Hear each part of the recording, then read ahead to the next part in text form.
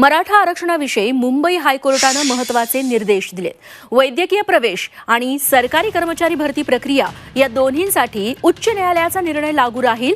म्हणजेच ऍडमिशन किंवा सरकारी कर्मचारी भरती करायला हरकत नाही, मात्र उच्च न्यायालय जो निर्णय घेईल तो ऍडमिशन आणि कर्मचारी भरती प्रक्रियेवर लागू असेल, असे निर्देश मुंबई उच्च न्यायालयाने दिले। या प्रकरणी पुढची सुनावणी 12 मार्चला होणार आहे। आरक्षणाविरोधात एकूण 5 याचिका दाखल आहेत। या सगळ्या याचिकांवर एकत्र सुनावणी करण्याची मागणी राज्य सरकारने केली आहे। खुल्या वर्गाला आजचा दिवस हा महाशिवरात्रीचा हिंदू राष्ट्र भारतातील आमच्यासारख्या कष्टकऱ्यांसाठी मोठा दिवस आणि मोठा दिलासा म्हणावा लागेल।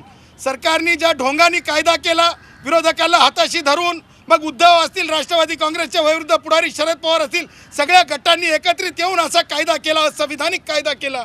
त्या कायद्याला आज माननीय उच्च न्यायालयाने सांगितलं, या कायद्याला सुद्धा आज आज जे आहे स्पष्टपणे सांगण्यात आलेलं आहे की सब्जेक्ट टू आउटकम सोमवारपर्यंत, आजचे अर्ज म्हणजे सोमवारपर्यंत सुद्धा या कायद्याचं आयुष्य जे आहे ऑक्सिजनवरला आहे।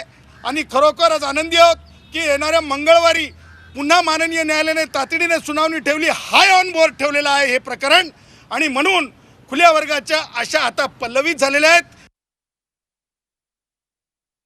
की जे आता जी मेगा भरती चालू आहे आणि त्या मेगा भरतीमध्ये मराठा समाजाला जे प्रतिनिधित्व मिळणार आहे, ते प्रतिनिधित्व आता मिळणार जवळपास जर बघायला गेलं तर 40,000 मेगा भरती आहे। पोलीस 17,000 आणि बाकीचे घेतलं तर 40,000।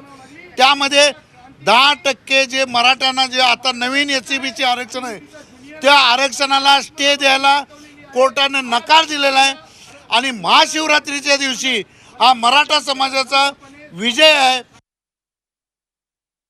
एक हायकोर्टाची प्रोसेस असते की एखादा मॅटर सबज्युडिस असताना जर तुम्हाला निर्णय करायचा असेल तर तो निर्णय कोर्टाच्या अधीन राहून करायचा। अर्थात मी अजून काय हायकोर्टाचं पूर्ण काय म्हणणं आहे ते पूर्ण ऐकलेलं नाही, पण तुम्ही जे सांगताय त्याच्या आधारावर आणि माझा जो अनुभव आहे एक या क्षेत्रात काम करत असताना त्याच्या आधारावर मी तुम्हाला सांगतो।